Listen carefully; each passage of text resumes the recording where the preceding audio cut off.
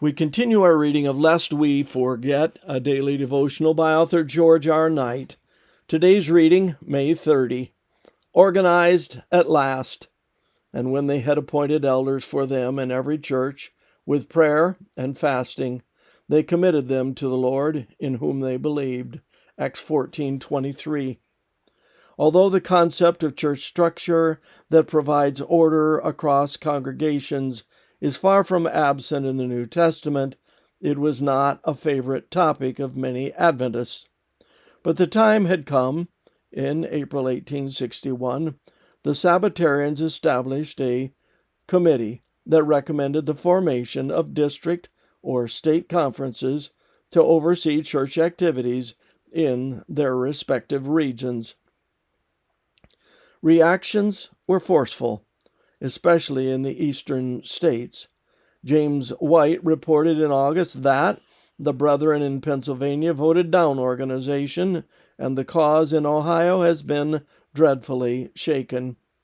He summed up the situation by writing that on our eastern tour thus far, we seem to be wading through the influence of a stupid uncertainty upon the subject of organization. We are, in many places, but little better than broken fragments, still scattering and growing weaker. Ellen White shared his opinion, declaring that same month that she was shown that some have feared that our churches would become Babylon if they should organize. But those in central New York have been perfect Babylon, confusion. And now, unless the churches are so organized that they can carry out and enforce order, they have nothing to hope for in the future. They must scatter into fragments.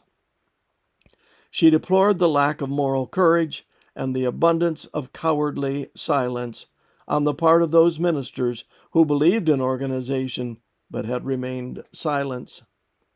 Her words left no doubt that the time had come to stand together on the issue. First Testimonies 270 and to 272. The moment for action had arrived.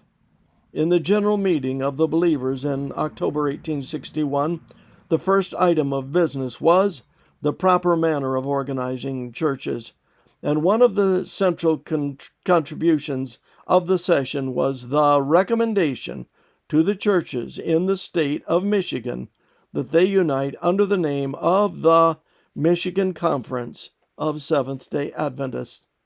James White was elated. To him, it was a sign of better days.